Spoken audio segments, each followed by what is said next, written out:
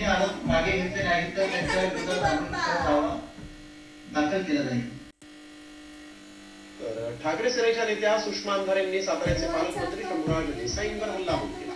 साताऱ्यातील ड्रग्ज प्रकरणी मुंबई पोलिसांना कारवाई करावी लागते, मग साताऱ्यातील पोलीस काय करत होते असा सवाल त्यांनी उपस्थित केला.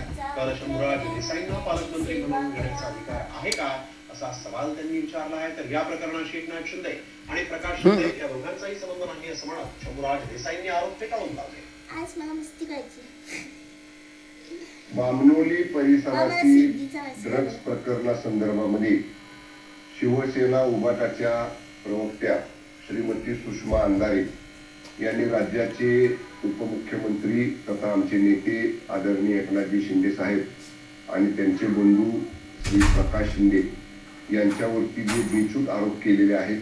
श्रीमती अंधारेंना सांगतो की आदरणीय शिंदे साहेबांचा आणि प्रकाश शिंदे साहेबांचा दुरान्वयानंही या प्रकरणाशी कसलाही संबंध नाही. मुंबईच्या लोकांनी कारवाई केली तरी तुम्ही हल्ला नाही, ढिम्म होतात. ड्रग्जचा आणि कोकेनचा विळखा असेल आणि याची कल्पना जर पालकमंत्र्याला नसेल तर त्याला पालकमंत्री म्हणून घ्यायचा अधिकार आहे का? शंभूराज देसाई, विचार करा, समजा तिथे जर एखादी स्फोटके बनवण्याचा फॅक्टरी चालू असती, बॉम्ब बिम बनवण्याची काही चालू असतं, तर तुमचा नेता तिकडे राहते, तुमच्या नेत्याच्या जीवाला धोका झाला असता. ज्या नेत्यानं तुम्हाला गुवाहाटीला नेऊन मंत्री केले त्या नेत्याच्या सुरक्षिततेसाठी तरी तुम्ही त्या कोयनाच्या तिथे काय चाललंय त्याकडे लक्ष द्यायला पाहिजे होतं. तर शिंदेच्या भावाचं नाव ड्रग्ज प्रकरणात आलं हे शॉकिंग आहे. त्यामुळे एकनाथ शिंदेनी राजीनामा द्यावा अशी मागणी अंजली दमानी यांनी केली. जी ड्रग्ज बनवणारी लोक आहेत त्यांना जेवण इथून जात असेल तर रस्ता सरकारकडून बनवला असेल. त्यामुळे हे प्रकरण गंभीर असून शिंदेनी राजीनामा द्यावा अशी मागणी दमानी यांनी केली आहे.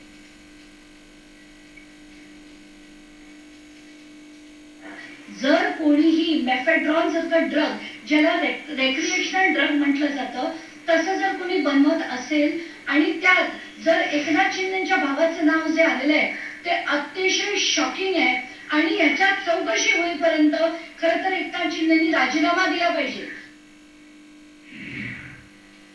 तर साताऱ्यातील ड्रग्ज प्रकरणाचा सूत्रधार अजित पवारांचा पदाधिकारी आहे अशी माहिती सूत्रांनी दिली. विशाल मोरे हा अजित पवारांच्या राष्ट्रवादीचा विद्यार्थी सेलचा प्रमुख असल्याची माहिती समोर आली आहे. विशाल मोरेला मुंबई क्राईम ब्रांचने अटक केली असून मेफेड्रॉन ड्रग्जही जप्त करण्यात आलाय. यानंतर राष्ट्रवादीतून विशाल मोरेचं निलंबन करण्यात आलेलं आहे.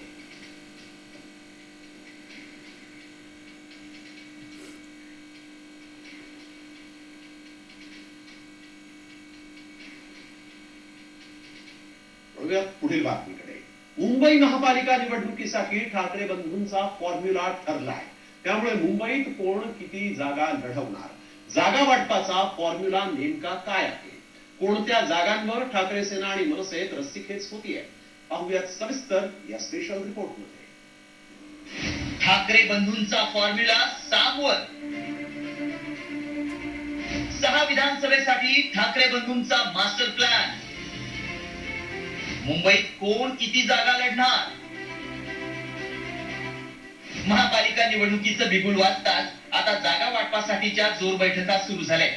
महापालिकेसाठी दोन्ही ठाकरे बंधू एकत्र येत असल्यानं मराठी भाषेचा आणि मराठी माणसाचा मुद्दा पुन्हा एकदा पालिका निवडणुकीच्या केंद्रस्थानी असणार आहे.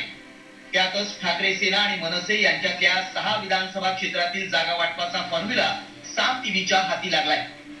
दहिसर विधानसभा क्षेत्रात मनसे वॉर्ड क्रमांक 8 आणि 10 मधून निवडणूक लढवणार आहे, तर ठाकरे सेनेला 1, 6, 7 वॉर्ड देण्यात येणार आहे. बोरिवली विधानसभेत मनसे 14 आणि 9 वॉर्ड लढवणार असून ठाकरे सेना 18 आणि 16 वॉर्ड लढवणार आहे. तर मागाठाणेत मनसे 3 आणि 11 वॉर्ड मधून निवडणूक लढवणार असून ठाकरे सेनेला 25, 5, 4, 12 हे वॉर्ड देण्यात येणार आहे. कांदिवली पूर्व मतदारसंघात मनसेला वॉर्ड क्रमांक 23 तर ठाकरे सेना वॉर्ड क्रमांक 24, 27 आणि 45 मधून निवडणूक लढवणार आहे.